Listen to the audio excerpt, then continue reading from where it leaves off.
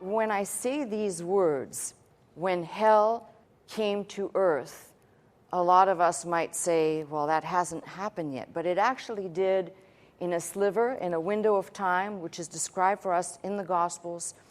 I'm going to use Matthew again. I'm trying to keep everything in Matthew, and then I'll go to another Gospel for other messages. But from Matthew's Gospel, we have a clear record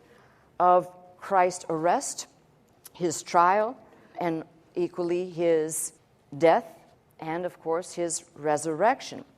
When we talk about hell,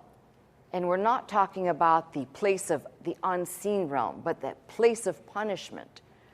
we often are going to talk about hell and attach it to darkness or where there is no light. So when I say double things, in Matthew's Gospel, in the opening of the 27th chapter, or I should say 27 at verse 45, it says, "Now from the 6th hour there was darkness over all the land until the 9th hour." And what is important there is certain things that in the natural, I guess that there could have been, like some have tried to describe, maybe there was a solar eclipse that day, or there could have been a lot of things people like to try and say, well, maybe this. But the reality is that the picture being painted here, if you take it with many of the parables that describe being cast out, being pushed into utter darkness, punishment that goes along with it, the wrath of God,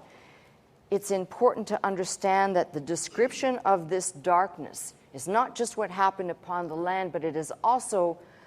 a help for us to understand the concept of hell happening at this juncture when all of sin was laid upon Christ, and essentially the wrath of God was in type being poured out onto Christ, and he began to, in our place, suffer, die for me. That becomes the act of substitution.